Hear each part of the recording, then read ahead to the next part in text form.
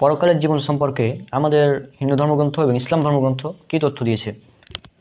পরকালের সাধারণ হিন্দুদের মধ্যে একটি ধারণা আছে, সেটা হচ্ছে সংসারা, অর্থাৎ জন্ম মৃত্যু চক্র। অর্থাৎ একবার জন্ম নেবে আবার মারা যাবে, আবার জন্ম নেবে আবার মারা যাবে, আবার জন্ম নেবে আবার মারা যাবে, এভাবে চলতে থাকবে। এই যে এটাকে বলা হয় সংসারা চক্র। তো এই চক্রের কোনো কথা বেদে পাবেন না। এই ধারণাটা তারা পেয়েছে শ্রীমদ্ ভগবদ গীতা অধ্যায় নম্বর 2 শ্লোক নম্বর 22 থেকে। সেখানে বলা হয়েছে যে মানুষ যেমন জীর্ণ কাপড় ছেড়ে নতুন কাপড় পরিধান করে, ঠিক তেমনই আত্মা পুরনো দেহ ছেড়ে বা জীর্ণ দেহ ছেড়ে নতুন দেহ ধারণ করে। এটা তারা এখান থেকে তারা ধারণা নিয়েছে যে মানুষ মৃত্যুবরণ করে, আবার জন্মগ্রহণ করে, আবার জন্ম আবার মৃত্যু, আবার জন্ম আবার মৃত্যু, অর্থাৎ জন্ম মৃত্যু চক্র চলতে থাকে। কিন্তু এই ধারণাটা বেদ এবং উপনিষদের কোনো জায়গায় নেই। এটা মানে তাদের নিজস্ব মতবাদ। বেদে যে ধারণাটা আছে সেটা হচ্ছে মৃত্যুর পরে একটি জীবনের ধারণা দেওয়া হয়েছে। সেখানে মৃত্যুর পরের জীবনের কথা বলা হয়েছে, স্বর্গ এবং নরকের কথা বলা হয়েছে। স্বর্গের কথা উল্লেখ করা আছে অথর্ববেদের 2 নম্বর কাণ্ড 34 নম্বর সূক্ত 4 নম্বর মন্ত্র। অথর্ববেদের আরও উল্লেখ করা আছে 4 নম্বর গ্রন্থ 34 নম্বর সূক্ত 4 নম্বর মন্ত্র। অথর্ববেদের 6 নম্বর গ্রন্থ 122 নম্বর সূক্ত 3 নম্বর মন্ত্র উল্লেখ করা আছে। ঋগ্বেদের 10 নম্বর গ্রন্থ বা 10 নম্বর মণ্ডল 95 নম্বর সূক্ত 18 নম্বর মন্ত্রে স্বর্গের কথা উল্লেখ করা আছে। সেখানে বলা হয়েছে স্বর্গের ধারণা, সেখানে ফলমূল রয়েছে, নদী নালা বয়ে চলেছে, ইত্যাদি বিভিন্ন ধরনের ধারণা দেওয়া হয়েছে। এছাড়া নরকের কথা বলা হয়েছে ঋগ্বেদের 4 নম্বর গ্রন্থ 5 নম্বর সূক্ত 4 নম্বর মন্ত্রে। এছাড়া আরও বিভিন্ন জায়গায় নরকের কথা উল্লেখ করা হয়েছে। নরকের ধারণাটা হচ্ছে এমন যে সেখানে আগুন রয়েছে, সেখানে আগুন দ্বারা শাস্তি দেওয়া হবে, ইত্যাদি ধারণা। আর এই স্বর্গ এবং নরকের ধারণা যেহেতু বেদ দিচ্ছে, তার মানে কি বোঝা যাচ্ছে যে মৃত্যুর পরে একটি জীবন রয়েছে, পুনর্জন্ম। অর্থাৎ মানুষ মারা যাবে, তারপর পুনরায় আবার জন্মগ্রহণ করবে, পুনরায় জন্মগ্রহণ করার পর আর মারা যাবে না, সেখানে হয় স্বর্গে অথবা নরকে থাকবে। এই ধারণাটা দিয়েছে আমাদের বেদ। আর একই ধরনের ধারণা আমাদের পবিত্র কোরআন এবং হাদিসে রয়েছে। অর্থাৎ ইসলামের ধারণাটা এরকমই যে জান্নাত এবং জাহান্নাম, মৃত্যুর পরের জীবন রয়েছে এবং সেখানে জান্নাত এবং জাহান্নামের কথা রয়েছে। জান্নাত এবং জাহান্নামের কথা অনেকগুলো আয়াতে রয়েছে পবিত্র কোরআনে। এছাড়াও সহিহ মুসলিমের একটি অধ্যায় রয়েছে জান্নাত জাহান্নামের উপর। সূরা মুহাম্মদ সূরা নম্বর 47 আয়াত নম্বর 15। মুত্তাকিদের যে জান্নাতের ওয়াদা দেওয়া হয়েছে তার দৃষ্টান্ত হলো তাতে রয়েছে নির্মল পানির নহরসমূহ, দুধের ঝর্ণাধারা যার স্বাদ পরিবর্তিত হয়নি, পানকারীদের জন্য সুস্বাদু সুরার নহরসমূহ, এবং আছে পরিশোধিত মধুর ঝর্ণাধারা। তথাই তাদের জন্য থাকবে সব ধরনের ফলমূল, আর তাদের রবের পক্ষ থেকে ক্ষমা।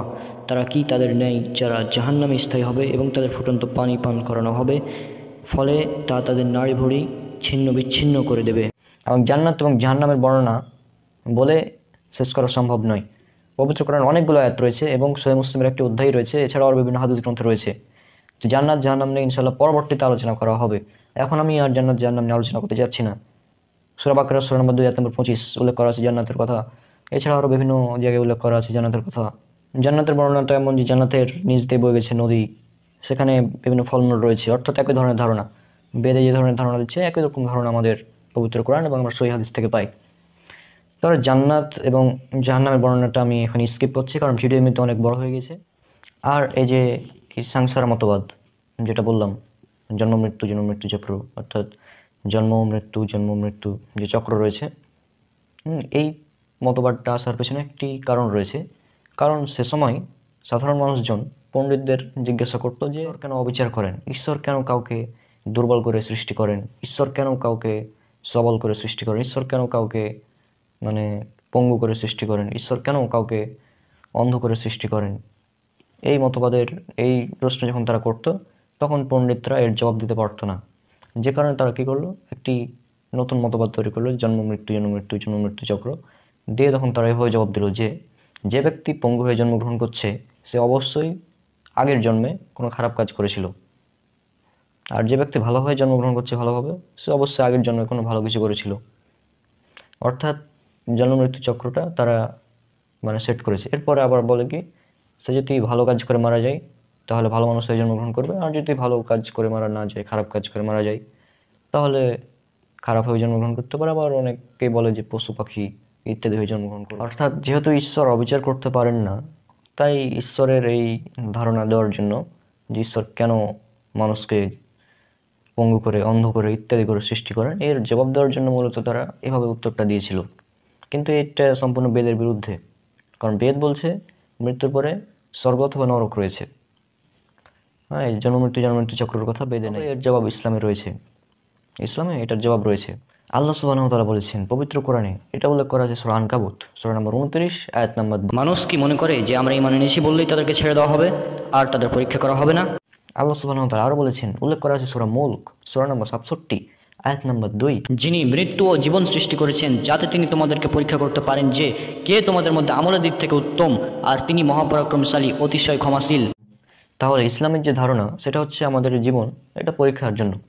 আল্লাহ সুবহানাহু ওয়া তাআলা আমাদেরকে সৃষ্টি করেছেন পরীক্ষা করার জন্য। আর সূরা আনফাল সূরা নম্বর 8 আয়াত নম্বর 28, আর জেনে রাখো তোমাদের ধন সম্পদ ও সন্তান সন্ততি তো এক পরীক্ষা, আর নিশ্চয় আল্লাহ তারই কাছে রয়েছে মহাপুরস্কার।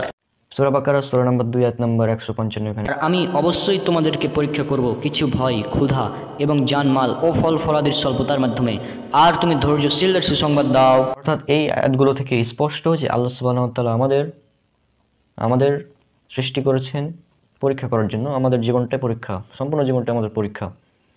তো যেহেতু আমাদের জীবনটা পরীক্ষার, সূরা বললাম সূরা আনফাল সূরা নম্বর 8 আয়াত নম্বর 28, এখানে বলা হয়েছে যে সন্তান সন্ততি তোমাদের জন্য পরীক্ষা। এখন কোনো ব্যক্তির সন্তান সে পঙ্গু হয়ে জন্মগ্রহণ করলো, এটা হতে পারে সে সন্তানের পিতামাতার জন্য একটি পরীক্ষা। হয়তো তার পিতামাতা খুব ভালো মানুষ, পরহেজগার, 5 ওয়াক্ত নামাজি, তবে তার জন্য একটা পরীক্ষা যে ঈশ্বর তাকে পরীক্ষা করছেন, আল্লাহ সুবহানাহু ওয়া তাআলা তাকে পরীক্ষা করছেন যে এই সন্তান সন্ততির ক্ষতি করে, আর সন্তান সন্ততিকে এভাবে জন্মগ্রহণ করিয়ে, পঙ্গু করে জন্মগ্রহণ করিয়ে এরপরেও তারা আল্লাহকে বিশ্বাস করছে কিনা, এটা আল্লাহ পরীক্ষা করছেন। একইভাবে কাউকে গরিব বা কাউকে ধনী করে কেন সৃষ্টি করেন, এর জবাবও একই, যে সম্পদ তোমাদের জন্য পরীক্ষা।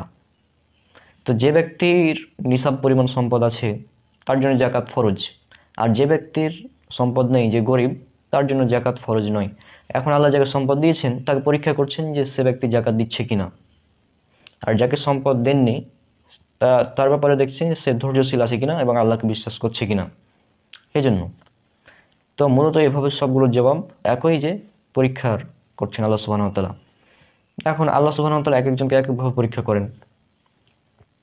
যেমন ধরেন, পরীক্ষার প্রশ্নটা যদি কঠিন হয় তাহলে শিক্ষক সহজভাবে খাতা দেখেন, আর প্রশ্নটা যদি সহজ হয় তাহলে শিক্ষক কঠিনভাবে খাতাটা দেখেন।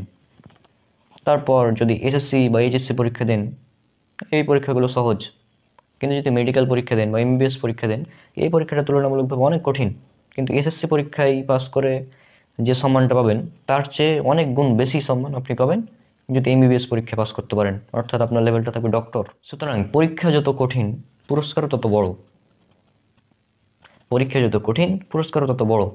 আর এই ব্যাপারটা সেই সময় পণ্ডিতদের মাথায় আসেনি, সেজন্য তারা এটা বলতে পারেনি।